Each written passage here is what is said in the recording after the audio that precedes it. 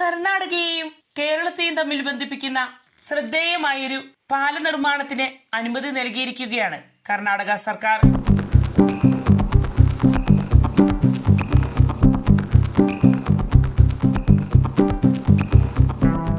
നമസ്കാരം, ഞാൻ ജാസ്മിൻ.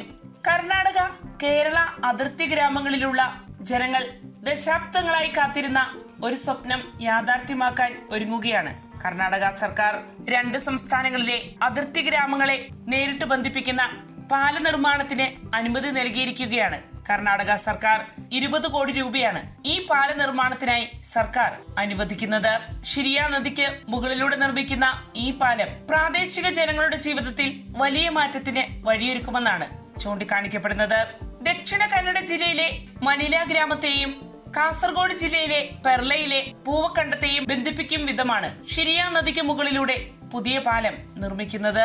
ഏകദേശം 80 മീറ്റർ നീളവും 10 മീറ്റർ വീതിയുമുള്ള ഈ പാലം രണ്ട് സംസ്ഥാനങ്ങൾ തമ്മിലുള്ള ഭൗമപരമായ അകലങ്ങൾ ചുരുക്കുന്നതോടൊപ്പം ഈ പ്രദേശത്തെ ജനങ്ങളുടെ ദിനചര്യയിൽ വലിയ മാറ്റങ്ങൾ സൃഷ്ടിക്കുമെന്നും ചൂണ്ടിക്കാണിക്കപ്പെടുന്നു. നിലവിൽ ഈ അതിർത്തി ഗ്രാമങ്ങളിലെ ജനങ്ങൾക്ക് പരസ്പരം എത്തിപ്പെടാൻ ദീർഘമായ യു ആകൃതിയിലുള്ള വഴിയിലൂടെ 25 മുതൽ 30 കിലോമീറ്റർ വരെ യാത്ര ചെയ്യേണ്ടി വരുന്നു. പെരുവൈ, കുഡുബഡാവ്, അഡ്ഡിനടുക്ക, സരഡക്ക എന്നീ ഇടങ്ങളിലൂടെ വളഞ്ഞു പോകുന്ന ഈ വഴി സമയം നഷ്ടമാക്കുമെന്നതിനൊപ്പം യാത്രാ ചെലവും വർദ്ധിപ്പിക്കുന്നു. എന്നാൽ പുതിയ പാലം വരുന്നതോടെ ഇങ്ങനെ 30 കിലോമീറ്ററിനടുത്ത് വളഞ്ഞു സഞ്ചരിക്കുന്ന ഈ ദൂരം 6 മുതൽ 7 കിലോമീറ്ററായി ചുരുങ്ങും. ഈ പാല നിർമ്മാണ പദ്ധതി വെറുമൊരു അടിസ്ഥാന സൗകര്യ വികസനം മാത്രമല്ല, രണ്ട് സംസ്ഥാനങ്ങൾ തമ്മിലുള്ള സാമൂഹിക സാംസ്കാരിക ബന്ധങ്ങളുടെ പുനരുജ്ജീവനമാണ്.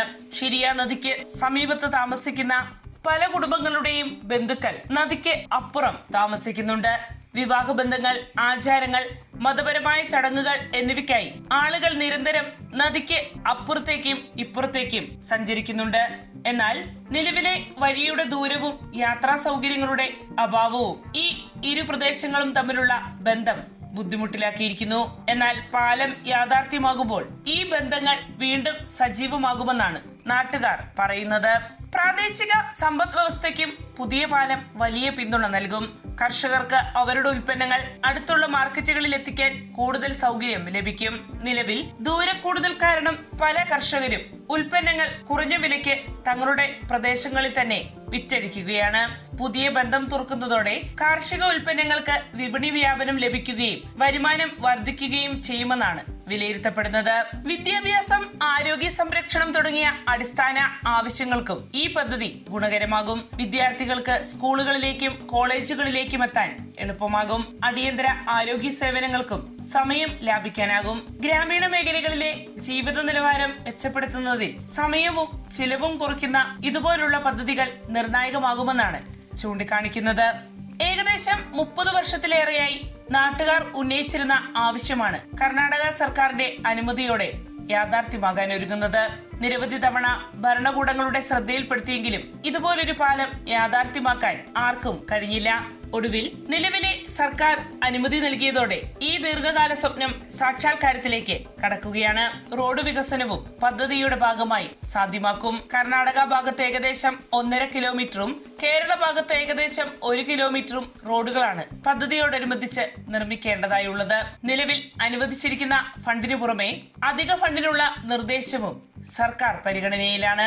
അങ്ങനെ രണ്ട് സംസ്ഥാനങ്ങളിലെ അതിർത്തി ഗ്രാമങ്ങളിൽ പുതിയൊരു ബന്ധത്തിന്റെ കാലഘട്ടം ആരംഭിക്കാൻ പോകുന്നു. യാത്രാ സൗകര്യത്തിലെ മെച്ചം മാത്രമല്ല, സാമൂഹികവും സാമ്പത്തികവുമായ മാറ്റങ്ങൾക്കും ഷിരിയ നദിക്ക് കുറുകെയുള്ള പുതിയ പാലം വഴിയൊരുക്കും. അതിനാൽ തന്നെ ചെറിയൊരു അടിസ്ഥാന സൗകര്യ പദ്ധതിയായി മാത്രം ഈ പാലത്തെ കാണാനാവില്ല.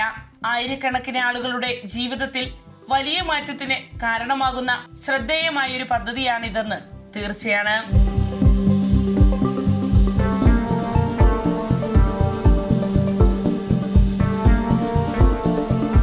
വാർത്തയുടെ നിറം തേടി തനിനിറം.